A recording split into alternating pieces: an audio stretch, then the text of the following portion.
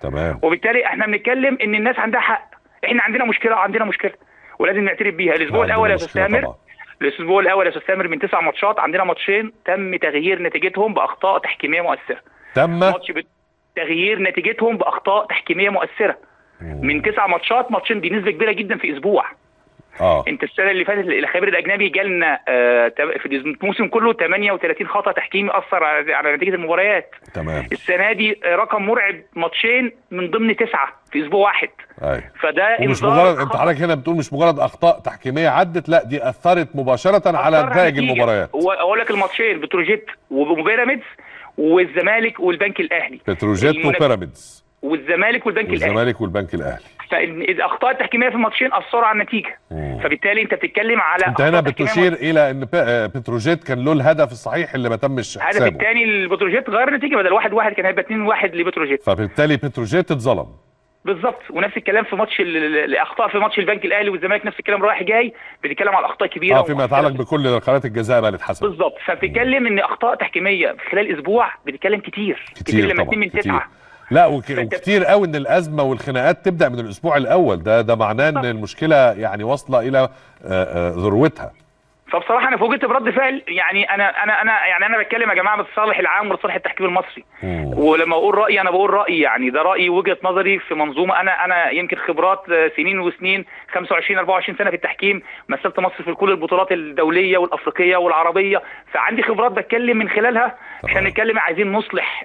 هو انت عمرك يا كابتن جهاد ما دخلت في اشراف او رئاسه او عضويه لجنه التحكيم؟ لا، ما حصلش لسبب بسيط يا استاذ تامر. القصه ماشيه عندنا المعرفه واللي قريب منك واللي صاحبك وحبيبك، والقصه ماشيه الشلاليه قصدك يعني.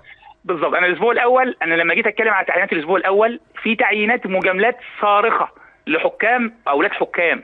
فلما بتكلم في شغل، ما بتكلمش على اشخاص، انا بتكلم في شغل. يا جماعه لما يبقى عندك حكمين في اختبار لياقه، وحكم نجح وحكم اخفق في اختبار اللياقه، الاولى في حكم الفار تعين الحكم اللي نجح في اختبار اللياقه، وبعد كده تاخد الحكم اللي صد بعد كده، لان اختبار اللياقه مش اساسه، مش الفار مش اساسه اختبار اللياقه. صح. لكن في العداله بين الحكام لازم تدي اللي بيجيد الاول. مليون في المية. انت الكلام ده بتكلم انت بذكرك موضوع الفار ده، الفار عندنا مشكله كبيره قوي يا كابتن جهاد حقيقة. ده الفار ده كتير، مش عايز اقول كل، بس كتير من الحكام اللي بيقعدوا في غرفه الفار مش حافظين قانون الفار نفسه.